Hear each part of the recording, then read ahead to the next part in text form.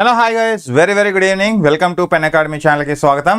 So APPSC Group 1 Group 2 దృష్టిలో పెట్టుకొని మనం అప్కమింగ్ నోటిఫికేషన్స్ని దృష్టిలో పెట్టుకొని సో క్వశ్చన్స్ని అయితే కంటిన్యూగా చేస్తున్నాం. సో అందులో భాగంగా ఇండియన్ ఎకానమీ క్వశ్చన్స్ని సిలబస్ ఓరియంటెడ్గా మనం తీసుకురావడం జరుగుతుంది. సో ఈరోజు డే 8లో ఉన్నాం. సో ప్రీవియస్ వీడియోస్ అన్నీ కూడా మీకు యూట్యూబ్లో ఉంటాయి, ఒకసారి మీరు యాక్సెస్ చేసుకోవచ్చు.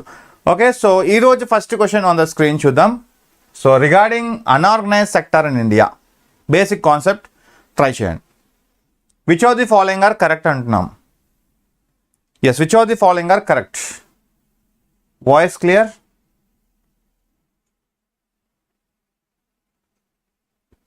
గుడ్ ఈవినింగ్ అండి. Yash, very good evening. Voice clear? భారతదేశంలో అసంఘటిత రంగానికి సంబంధించి క్రింది ప్రకటనలను పరిశీలించండి. It is unorganized sector that maximum number of workers employed in an enterprise is 50 అంటున్నాడు. The term unorganized sector, unorganized worker is not defined in India under any act of government. Yes, interesting question. Try చేయండి. Yes, which of the following are correct answers అడుగుతున్నాను. చూసి అసంఘటిత రంగంలో ఒక సంస్థలో పనిచేసే కార్మికులు గరిష్ట సంఖ్య 50 అంటున్నాడు. ఫ్రెండ్స్, ఈజ్ ఇట్ రైట్ అండి?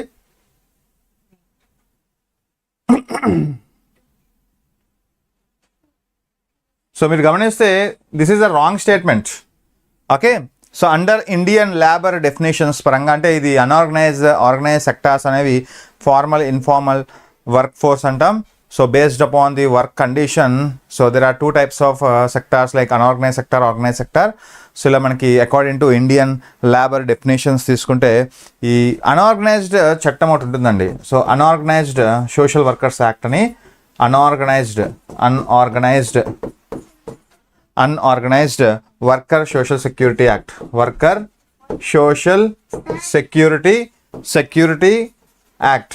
ఓకే, సెక్యూరిటీ యాక్ట్ 2008 అండి. సో గమనించండి, there is an act for unorganised workers. The definition of unorganised, okay, the definition of unorganised sector అనేది మనకి యాక్చువల్లీ మనకి వన్ ఆఫ్ ది ఈ అన్ఆర్గనైజ్డ్ వర్కర్ సెక్యూరిటీ యాక్ట్లో మనకి define చేశారండి క్లియర్గా. ఓకే, సో యాక్చువల్లీ మనకి one of the S 1 is wrong, actually 2 is కూడా రాంగ్. సో ఏమైనా స్ట్రక్ అయిందా? Clear? Yes, 2008 actually unorganised worker social security act 2008. Okay, 2008. So ఇది యాక్చువల్గా 50 కాదండి, it is a 10 actually. Okay, 10 అంటే మ్యాక్సిమం మనకి ఒక అన్ఆర్గనైజ్ సెక్టర్ ఎంటర్ప్రైజ్ తీసుకుంటే, ఒక అన్ఆర్గనైజ్ సెక్టర్ ఎంటర్ప్రైజ్ తీసుకుంటేనండి an employee can maximum 10 workers actually. Okay, అంటే మ్యాక్సిమం 10 వర్కర్స్ని ఎంప్లాయ్ చేయొచ్చు. ఓకే, గుర్తుపెట్టుకోండి, it is not a 50. So first statements అనేవి wrong. Neither 1 or 2 is right answer actually, neither 1 or 2. So D is right answer. చూడండి, the term unorganised workers అనేవి not defined అంటున్నాడు కదా, it is a defined actually, it is a defined. Okay, unorganise sector అనేది define చేశారండి మనకి according to unorganised worker social security act 2008లో దీని గురించి డిఫైన్ చేశారు ఈ వర్డ్. సో ఇలా క్వశ్చన్స్ అడుగుతారు. Yash, very good evening. Okay, so first క్వశ్చన్కి ఆన్సర్ మనకి డి. అంటే ఇది సెక్టార్స్ ఆఫ్ ఇండియన్ ఎకానమీ అని చెప్పుకున్నప్పుడు ఆర్గనైజ్డ్కి అన్ఆర్గనైజ్డ్కి డిఫరెన్స్ చెప్పుకుంటాం కదా. సో అలాంటప్పుడు మనం చెప్పుకుంటాం. So there is one of the social security act for unorganised people under this okay unorganised worker social security act 2008 అండి. ఓకే, నెక్స్ట్ వన్ చూద్దాం. ఓకే, నెక్స్ట్ క్వశ్చన్ చూద్దాం on the screen. Try చేయండి. Very good. Which of the following statements are not correct regarding the green revolution in India?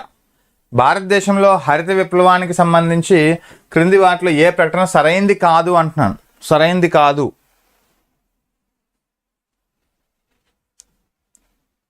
చూడండి, సరైంది కాదు. Green revolution started in India in the early 1950s.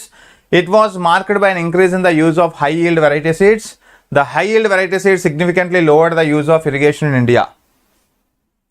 Yes, try చేయండి.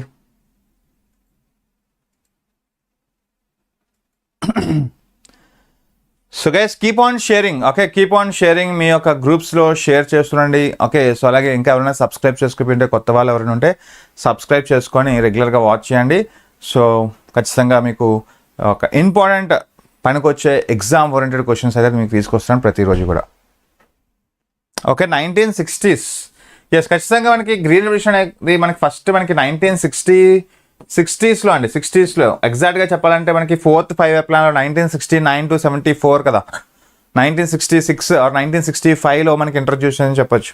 Okay, so ఖచ్చితంగా 1 wrong. So 1 wrong అయితే ఇంకేముంటుంది,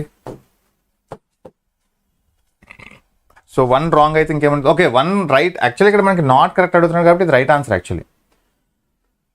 okay, so ఇది యాక్చువల్గా మనకి నాట్ రైట్ అంటున్నాను, నాట్ రైట్, నాట్ కరెక్ట్ అంటే ఫస్ట్ వన్ ఖచ్చితంగా not right actually. Okay, so అలాంటప్పుడు మీకు ఈ 2 పోతాయి. సో అయితే మీకు 2 కరెక్ట్గా చూసుకొని, it was marked by an increase in the use of HYV seeds. So అధిక దిగుబడినిచ్చే వెరైటీ విత్తనాలు వాడకంలో పెరుగుదల ద్వారా ఇది గుర్తించబడుతుంది. Yes, is it right? Yes, అంతే కదండి. సో ఖచ్చితంగా ఇది రైట్ యాక్చువల్గా. హెచ్వైవి సీడ్స్ అనేది వాడకం వల్ల మనకి అధిక రాబడి వస్తుంది, ప్రొడక్టివిటీ పెరుగుతుంది, మీకు తెలుసు. సో హెచ్వైవి సీడ్ అనేది మనకి ఫస్ట్ ఇంట్రడ్యూస్ చేస్తుంది నార్మన్ బోర్లాంగ్, మనకి వీట్ అనేది మనకి వేయడం జరిగింది. సో ఖచ్చితంగా ఇక్కడ రాంగ్ అడుగుతున్నాడు కాబట్టి మనకి answer 1-3 is the right answer. అంటే HYV seeds significantly lower the use of irrigation India అంటున్నాడు. సో హెచ్వైవి సీడ్స్ వల్ల ఇరిగేషన్ అనేది పెరిగిందండి యాక్చువల్గా, లోవర్డ్ కాదు, ఇంక్రీజ్ అయింది యాక్చువల్లీ. సో సిగ్నిఫికెంట్లీ ఇంక్రీజ్ అయింది యాక్చువల్లీ. అంటే హెచ్వైవి సీడ్స్ వాడకం వల్ల సో మనం ఎక్కువ వాటర్ యూసేజ్ మనకి జరగడం జరిగింది యాక్చువల్లీ. వాటర్ యూసేజ్ అనేది పెరిగింది యాక్చువల్లీ. ఓకే, వాటర్ యూసేజ్ తగ్గింది అంటున్నాడు కానీ వాటర్ యూసేజ్ పెరిగింది కదా. గుడ్ ఈవినింగ్ అండి Sunitha garu, very good evening. Okay, so I hope it is clear. So answer A. చూడండి, గ్రీన్ రెవల్యూషన్ అనే ఒక కాన్సెప్ట్ మనకి సో మిడ్ 1960s నుంచి స్టార్ట్ అయింది. సో ఒక type of revolution related to increase the food production అండి. Okay, so during the time of 1961 to 66 wars రావడం, 1966 to 69 మనకి ప్లాన్ హాలిడే టైంలో so government so it has came forward and introduce this concept to increase the productivity of agriculture. Okay, next one. Okay, socialist economy అండి. Socialist ఆర్థిక వ్యవస్థకు సంబంధించి క్రింది ప్రకటనలు పరిగణించండి. Which of the following are correct answer? Try చేయండి. Yes, 1960 మెక్సికోలో introduce చేస్తారు, అవును. ఓకే, నెక్స్ట్ క్వశ్చన్ ట్రై చేయండి. Socialist economy. In the socialist economy government decides what goods are to be produced, అవునా? Distribution of resources under socialism is supposed based on purchasing power of people, అవునా అండి? Second option రైటా, first option రైటా? ఆలోచించండి.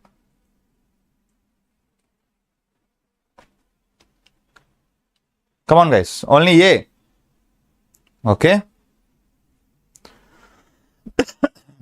చూడండి, socialist economy అంటాం, capitalist economy అంటాం, mixed economy అంటాం. There are 3 types of economy. So before 1991 we followed some socialist economy. సామాజిక దృక్పథంతో గవర్నమెంట్ ఆఫ్ ఇండియా ప్రజలకు ఎలాంటి వస్తువులు ఉత్పత్తి చేయాలి, ఎవరి కోసం ఉత్పత్తి చేయాలి, ఎప్పుడు ఉత్పత్తి చేయాలి అన్నీ కూడా గవర్నమెంట్ ఆఫ్ ఇండియా డెసిషన్ తీసుకునేది. Okay, so resource distribution under this socialism is based on what people need అండి. మినిమం నీడ్స్ ఏవైతే కావాలో, వస్తువులు మనకి ప్రజలకు ఎటువంటి వస్తువులు కావాలో వాటి మీద ప్రొడక్షన్ జరిగేది కానీ based on purchasing power of people కాదు. అంటే ఖచ్చితంగా పర్చేసింగ్ పవర్ అనేది క్యాపిటలిస్ట్ ఎకానమీకి సంబంధించిందండి. ఓకే, బేస్డ్ ఆన్ దేర్ అంటే ప్రాఫిట్ మోటో థియరీ కదా, ప్రాఫిట్ మోటో థియరీ అంటే ఎవరైతే మనకి ఎక్కువ డబ్బులు ఉంటాయో అలాంటి వాళ్ళని అట్రాక్ట్ చేసుకోవడానికి పెద్ద పెద్ద గూడ్స్ని ఉత్పత్తి చేయం కదా, అంటే based on purchasing power of currency. So మనకి సో ఎవరికి ఎలాంటి అలైట్ పీపుల్ కోసమే తయారు చేయం కదా వస్తువులు, అలైట్ పీపుల్ కోసమే కాదు కదా. సో మన దేశం మిక్స్డ్ ఎకానమీ, ముఖ్యంగా సోషలిస్ట్ ఎకానమీ వైపు వెళ్తుంది కానీ నాట్ క్యాపిటలిస్ట్ ఎకానమీ. రేపు ఉదయం అడుగుతాడు. సో క్యాపిటలిస్ట్ ఎకానమీలో మనకి distribution of resources will be done based on purchasing power of currency. But socialist ఎకానమీలో distribution of resources based on people needs. Okay, so people నీడ్స్ని దృష్టిలో పెట్టుకోండి. ఎస్,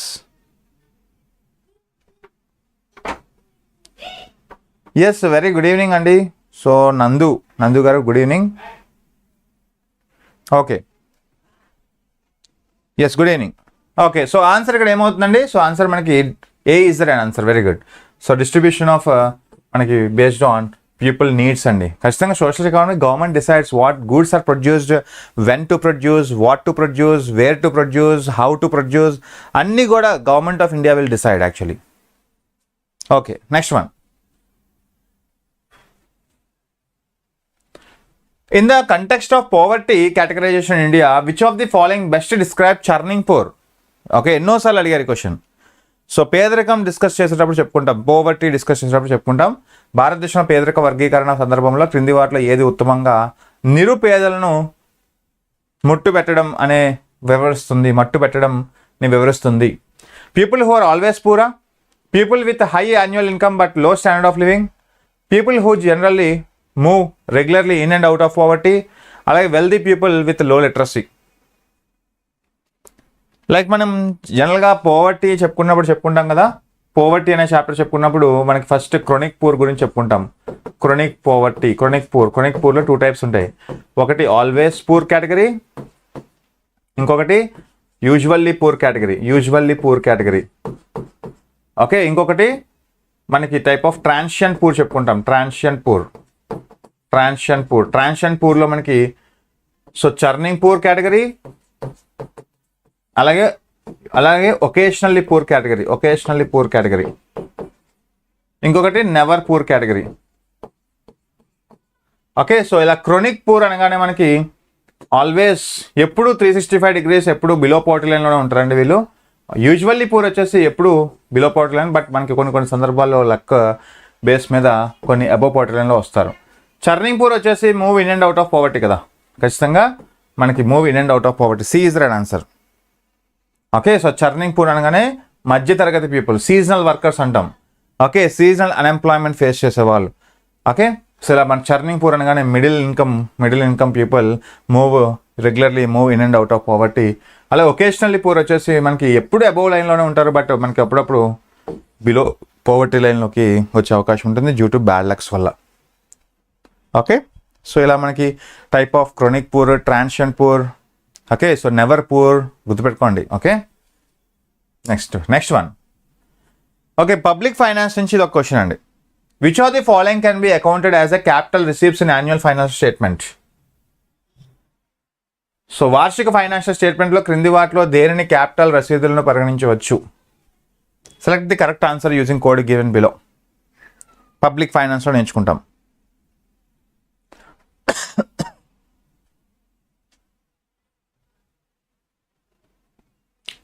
చూడండి, ఫస్ట్ ఆఫ్ ఆల్ మనకి పబ్లిక్ ఫైనాన్స్లో receipts and expenditure గురించి చెప్పుకున్నప్పుడు, receipts అంటే ఆదాయం, income. So revenue receipts, capital receipts. ఇక్కడ క్యాపిటల్లో మనకి డిసిఆర్, ఎన్డిసిఆర్ చెప్పుకుంటాం. ఓకే, ఇక్కడ మనకి క్యాపిటల్ రిసీప్ట్స్ అంటున్నామండి. క్యాపిటల్ రిసీప్ట్స్ అంటే మనకి డిసిఆర్, ఎన్డిసిఆర్ రెండు వస్తాయి. ఇక్కడ మనకి అంటే అప్పులు, debt capital receipt and non debt capital receipt, ఈ రెండు అడుగుతున్నాడు. సో ఇక్కడ ఒకసారి మీరు గమనిస్తే లోన్స్ కానీ బారోయింగ్స్ కానీ డైరెక్ట్ ట్యాక్స్ అనేది ఖచ్చితంగా అది మనం తీసేయాలి. సో డైరెక్ట్ ట్యాక్స్ అనేది ఒక టైప్ ఆఫ్ రెవెన్యూ ఇన్కమ్ కదా. ట్యాక్స్ నాన్ ట్యాక్స్లోకి వస్తుంది అది. ట్యాక్స్ డైరెక్ట్ ట్యాక్స్, ఇండైరెక్ట్ ట్యాక్స్లోకి వస్తుందా, డైరెక్ట్ ట్యాక్స్లోకి వస్తుంది కదా. సో 3 తీసేయండి. సో ఇక్కడ మనకి 1, 2 కరెక్ట్ అయినప్పుడు ఖచ్చితంగా answer C. Yes, very good. అంటే మనకి మూలధన ఆదాయం అంటాం. ఓకే, ఒకేసారి వచ్చే ఇన్కమ్ని అంటాం. ఓకే, ఒకేసారి వచ్చే ఇన్కమ్ని మనం యాక్చువల్గా ఏమంటాం? సో క్యాపిటల్ ఇన్కమ్ అంటాం, క్యాపిటల్ రిసీప్ట్స్ అంటాం. గుర్తుపెట్టుకోండి, ఆన్సర్ మనకి one of the recovery of loans మనకి ఇది ఎన్డీసీఆర్లోకి వస్తుంది, నాన్ డెట్. అలాగే బారోయింగ్స్ అనగానే డీసీఆర్లోకి వస్తుంది, as well as loans received from foreign governments, ఇది బారోయింగ్స్ కాబట్టి ఇది డీసీఆర్లోకి వస్తుంది. సో ఫస్ట్ 2 డీసీఆర్, మనకి 4th వచ్చేసి మనకి ఎన్డీసీఆర్లోకి వస్తాయి.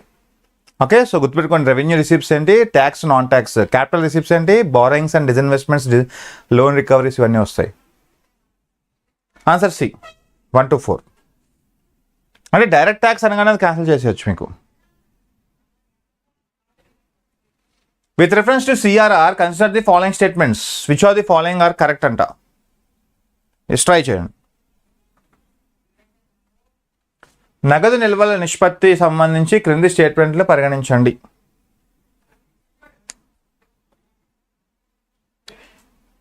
Yes right.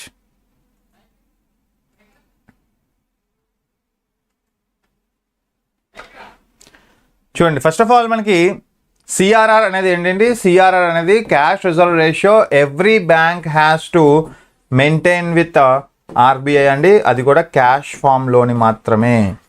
Okay, so every bank వచ్చే డిపాజిట్స్ ఏవైతే ఉంటాయో ఈ డిపాజిట్స్లో ప్రతి బ్యాంకు 100 రూపాయలు డిపాజిట్ వస్తే గోల్డ్ కానీ, బాండ్స్ కానీ, షేర్స్ కానీ, మనీ కానీ బ్యాంక్కి వచ్చే డిపాజిట్స్లోంచి so everyday it has to reserve with RBI some amount. Okay, present మనకి 3% సిఆర్ఆర్. ఓకే, ఖచ్చితంగా మనకి ఇట్ సెల్ఫ్ అంటున్నాడు, ఖచ్చితంగా ఇట్ రాంగ్ కదా. ఇది SLR actually, SLR. So answer 1 wrong కదా. అలాగే non bank financial corporations are outside the purview of us. ఖచ్చితంగా అంటే ఎన్బిఎఫ్సిస్ అనేవి it is not comes under definition of bank అండి. ఓకే, సో అలాంటప్పుడు ఖచ్చితంగా NBFC is not need to maintain CRR actually. So మనకి జనరల్గా NBFC will not comes under any definition of bank. అందుకనే NBFC ఖచ్చితంగా మనకి సిఆర్ మెయింటైన్ చేయక్కర్లేదు. So ఖచ్చితంగా B is right answer. Very good. Okay, next one చూద్దాం. With reference to agriculture sector in India consider the following statements are correct and. భారతదేశంలోని వ్యవసాయ రంగానికి సంబంధించి క్రింది వాటిలో సరైనవి ఏవి? అయితే the percentage share of agriculture workers in total workers is less than 50%. More than 80% of rural households are engaged in agriculture. The small and marginal farmers constitute the majority of total land holdings in India. గమనించండి, question చాలా జాగ్రత్తగా గమనించి answer చేయండి.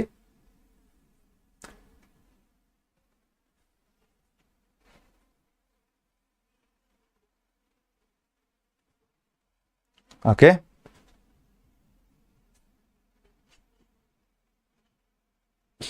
First of all ఇక్కడ question ఎన్బిఎఫ్సికి CRR SLR వర్తించుదండి. Okay, CRR there is no need of reserve actually. So ఇది వేరే పాలసీలోకి వస్తే కానీ సో బ్యాంకింగ్ డెఫినేషన్లోకి రావు కాబట్టి NBFC. So there is no need to reserve any SLR and CRR with RBI. SLR అనేది ఏమి ఉండదు, ఎస్ఎల్ఆర్ సిఆర్ అనేది ఏమి ఉండదు. సో ఇక్కడ మీరు గమనిస్తే ఇన్కరెక్ట్ స్టేట్మెంట్ అడిగానండి. ఫస్ట్ ఆఫ్ ఆల్ క్వశ్చన్ ఏంటంటే సెలెక్ట్ ద ఇన్కరెక్ట్ స్టేట్మెంట్ అన్నాను. So first of all the percentage share of agriculture workers in total workers is less than 50% కాదు కదండి, మోర్ దాన్ అండి. సో మీరు గమనించండి, అగ్రికల్చర్ వర్కర్స్ మనకి పెరుగుతున్నారు. యాక్చువల్గా అగ్రికల్చర్స్లో మనకి ఎంప్లాయ్మెంట్ పెరుగుతుంది. అంటే the dependent on agriculture is more actually. The population dependent on agriculture is more actually, more than 50%. అలా more than 80% of rural households are engaged in agriculture, కరెక్టే ఇప్పటికి. అలాగే స్మాల్ అండ్ మార్జినల్ హోల్డింగ్స్ మన దేశంలో ఎక్కువ, total land holdings మన దేశంలో ఎవరికి ఉన్నాయంటే small and marginal farmers. Like marginal farmers వచ్చేసి మనకి less than 1 hectare of land, as well as small farmer వచ్చేసి 1 to 2 hectare of land. 1 to 2 hectare of land. Okay, small farmers 1 to 2 hectares of land. Okay, so ఖచ్చితంగా మనకి answer only B is right answer. అంటే only 1 statement is incorrect అండి. 1 statement is incorrect. 2 కరెక్టే. 1 to రైటే. Only 2 statement is incorrect. అంతే కదండి. So ఖచ్చితంగా మొత్తం కార్మికుల్లో వ్యవసాయ కార్మికుల శాతం మనకి 50% కంటే తక్కువ కాదు, ఎక్కువ ఇది. Okay, yes. నెక్స్ట్ వన్ అంటే ఇప్పటికీ కూడా మనకి పెరుగుతున్నారండి అగ్రికల్చర్లో. ఓకే, నెక్స్ట్ ఒక ఇండస్ట్రియల్ పాలసీ కోసం ఒక question. So which of the following industrial policy was regarded as economic constitution of India? The bible of state capitalism అంటాం. The bible of state capitalism అంటాం. క్రింది వాటిలో ఏ పారిశ్రామిక విధానం భారతదేశ ఆర్థిక రాజ్యాంగం లేదా ది బైబుల్ ఆఫ్ స్టేట్ క్యాపిటలిజంగా పరిగణించబడుతుంది? అంటే industrial policy resolution 1948, industrial policy resolution 1956 or 1977, 1991. Yes, Praveen Rao గారు, very good evening.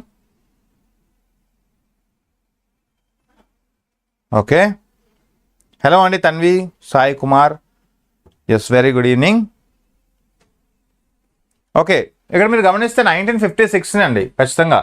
Okay, so మేజర్గా మనకి economic constitution of India, the bible of constitution అని మనం 1956 అంటాం. ఓకే, సో 1946 అనేది మనకి జనరల్గా suggested for mixed economy, but India never followed the mixed economy before 1991. So గుర్తుపెట్టుకోండి 1948 ఒక ఇంపార్టెన్స్ ఏంటంటే, సో ఇండస్ట్రియల్ పాలసీ ఇనీషియల్గానే మనకి సో మిక్స్డ్ ఎకానమీ వైపు ఆలోచించింది, but the framers are not encourage to do that actually. So ఖచ్చితంగా answer మనకి B 56, దాన్ని bible. Okay, so bible of state capitalism అంటాం. Okay, next one. Sorry, which are the following best describes the skewflation? Skewflation విన్నారా? Skewflation క్రింది వాటిలో ఏది స్క్యూఫ్లేషన్ని ఉత్తమంగా వివరిస్తుంది?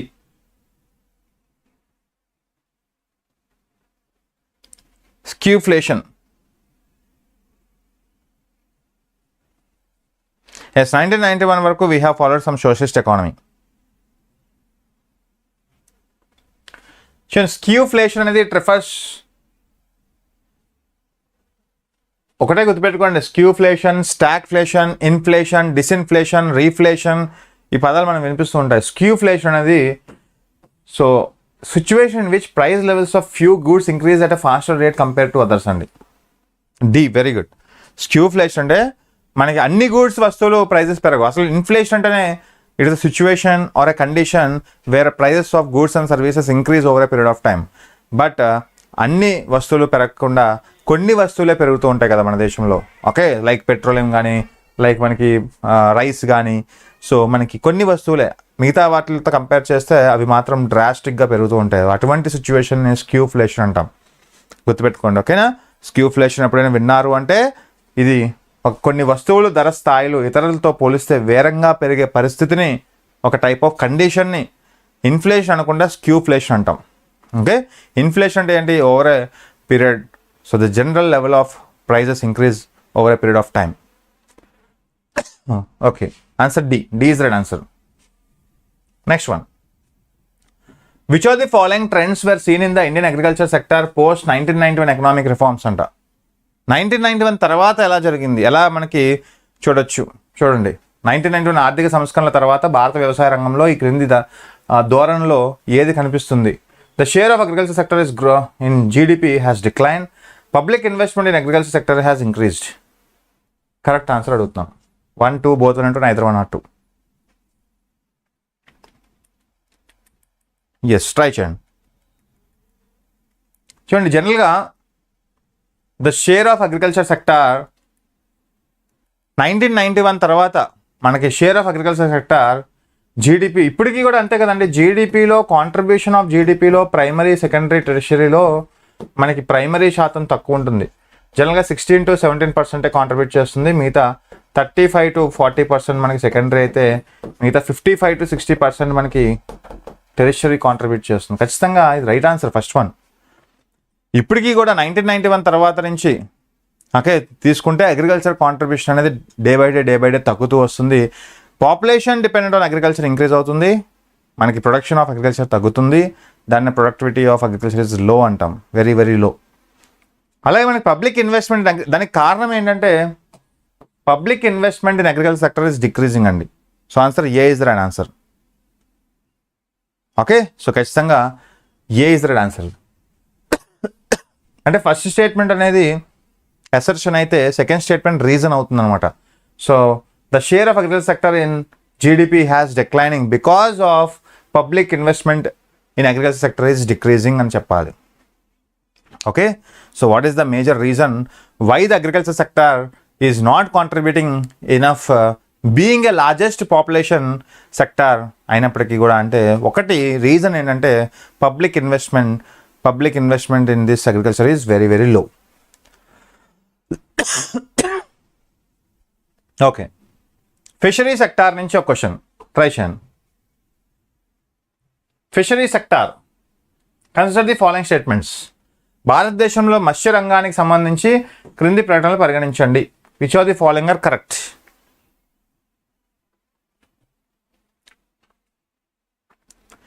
సో గైస్ అందరూ షేర్ చేయండి. Okay,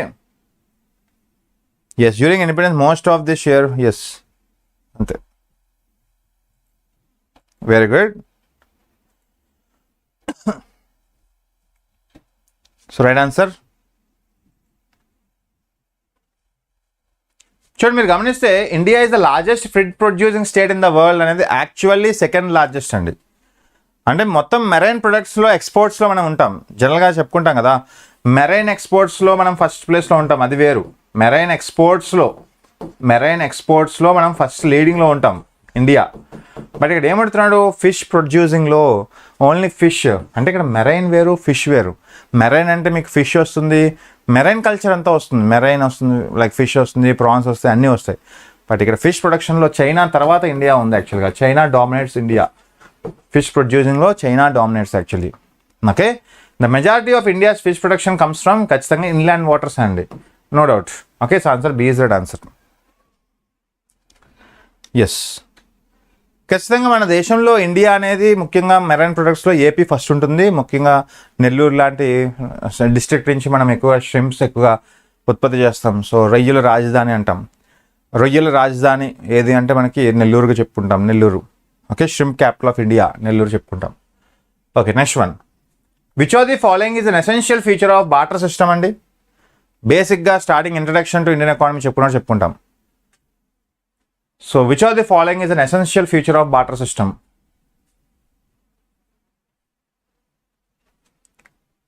So, it requires double coincidence of wants, it promotes some local market, it spreads the social field of an individual, it helps in accumulation of wealth.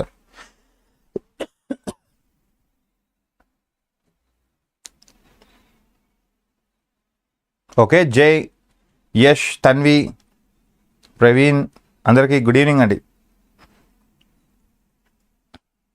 Okay, మిగతా వాళ్ళు ఎవరైనా ఉంటే అందరికీ కూడా good evening. So 3 is it 3? So friends, barter system అంటే ఏంటి? వస్తు మార్పిడి అనేది మనకి ఒక type of without any medium of exchange like money. ఒకప్పుడు మనకి గూడ్స్ అనేవి ఎక్స్చేంజ్ చేసుకునేవారు కదా. ఓకే, సో మనకి ఒక టైప్ ఆఫ్ రైస్, మనకి ఏ దగ్గర రైస్ ఉండి బి దగ్గర వీట్ ఉంటే, సో ఏకి వీట్ కావాల్సి వచ్చినప్పుడు బికి రైస్ కావాల్సి వచ్చినప్పుడు ఇలా మ్యూచువల్ కోయిన్సిడెన్స్ ఆఫ్ వాంట్స్ అనేది సాటిస్ఫై అవుతేనే మనకి okay so barter system work అయ్యేది.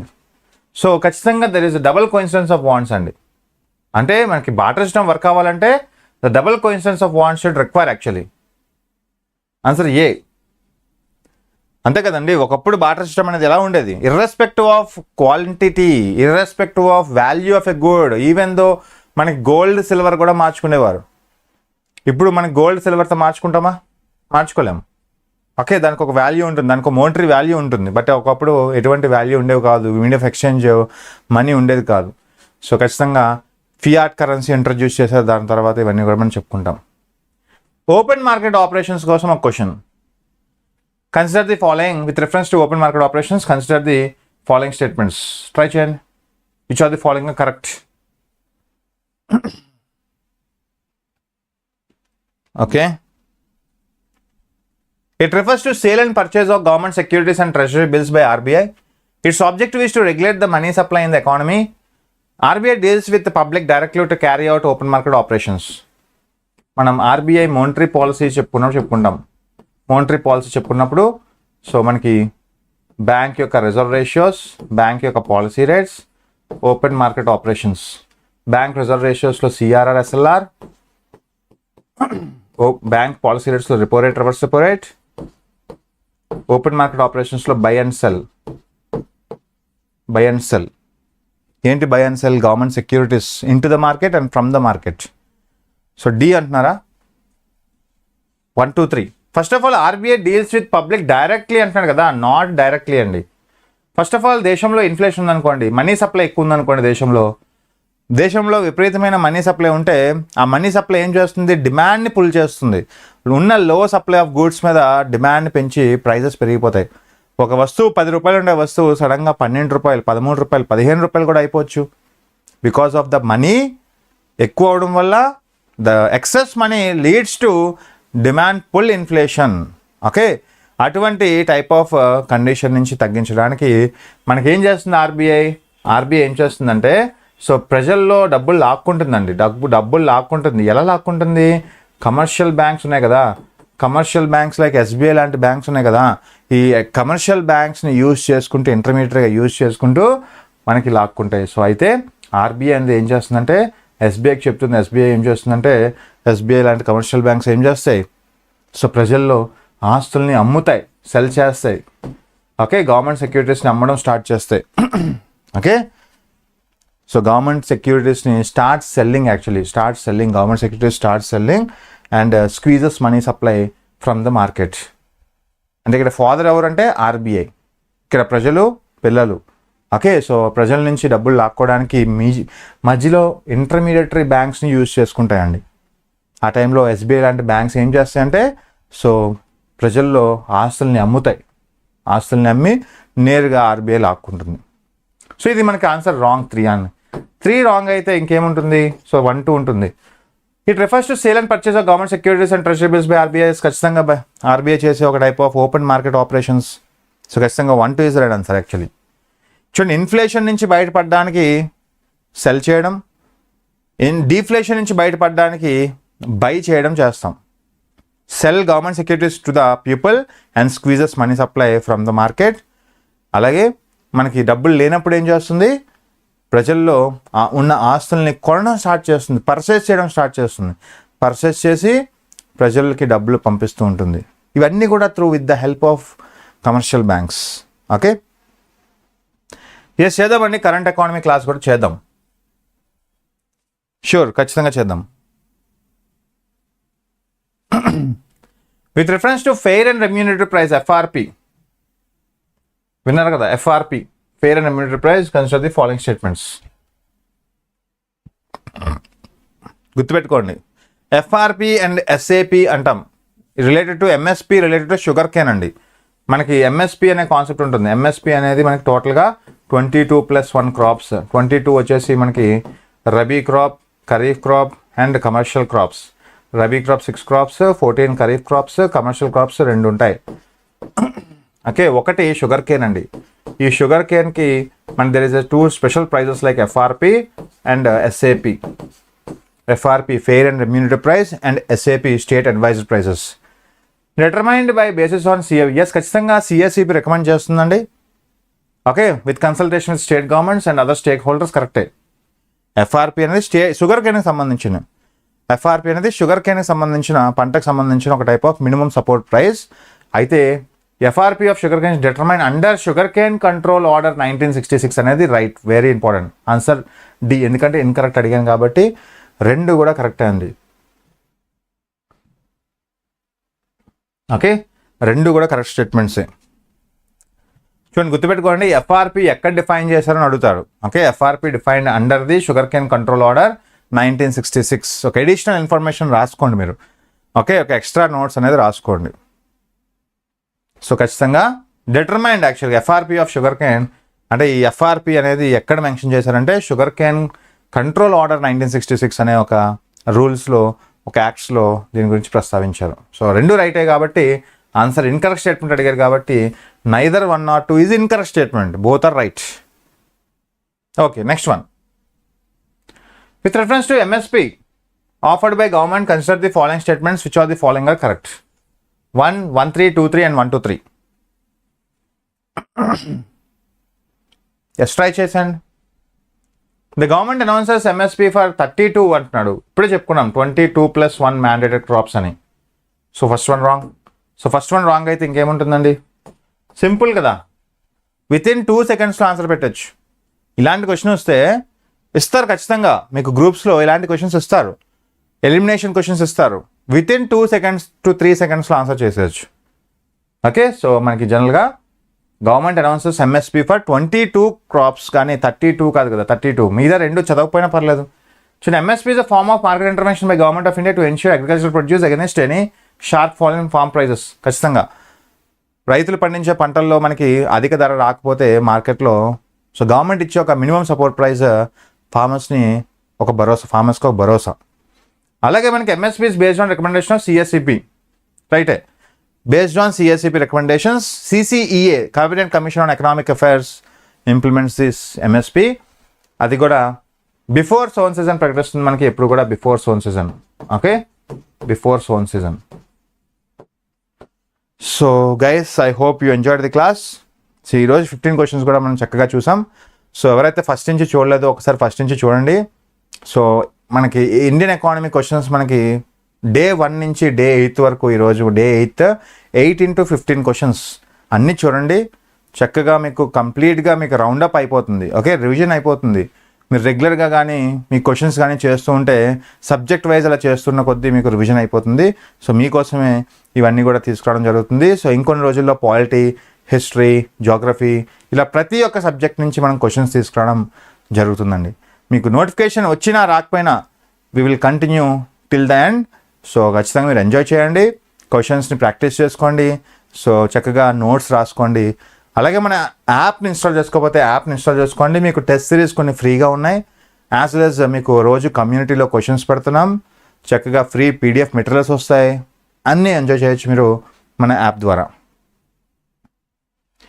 థ్యాంక్ యూ సో మచ్ అండి. Thank you so much Tanvi గారు, జై, యష్, శ్రీ సాయి జోష్ణ గారు, ఎస్ ప్రవీణ్,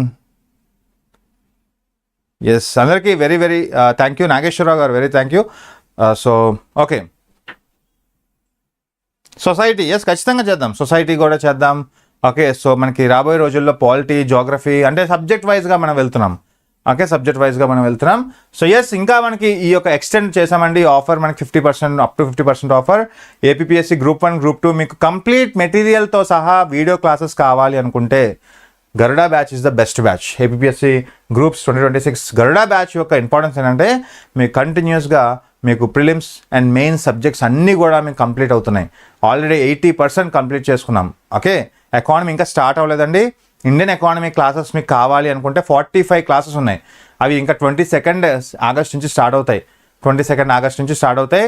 సో మీరు ఎవరైనా ఇంకా ఎన్రోల్ అవ్వాలనుకుంటే ఎన్రోల్ అయిపోండి. ఇప్పుడే మనకి ఆఫర్స్ కూడా ఉన్నాయి. పాలినామిక్స్ బ్యాచ్ జాయిన్ అవ్వండి. పాలిటీ ప్లస్ ఎకానమీ క్లాసెస్ వచ్చేస్తాయి. ఓకే, సో రాబోయే రోజుల్లో ఎకానమీ క్లాసెస్ ఎవరికైనా కావాలనుకుంటే ఖచ్చితంగా జాయిన్ అవ్వండి.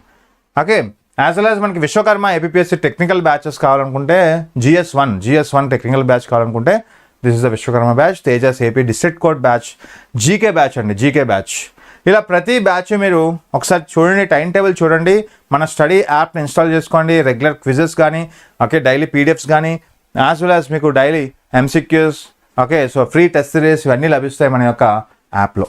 Okay, so enjoy the app and will soon you tomorrow. Thank you so much. Telegram ఛానల్లో జాయిన్ అవ్వాలనుకుంటే this is the bar code. You can scan it directly and go to the Telegram. Thank you so much and have a nice day. Bye అండి.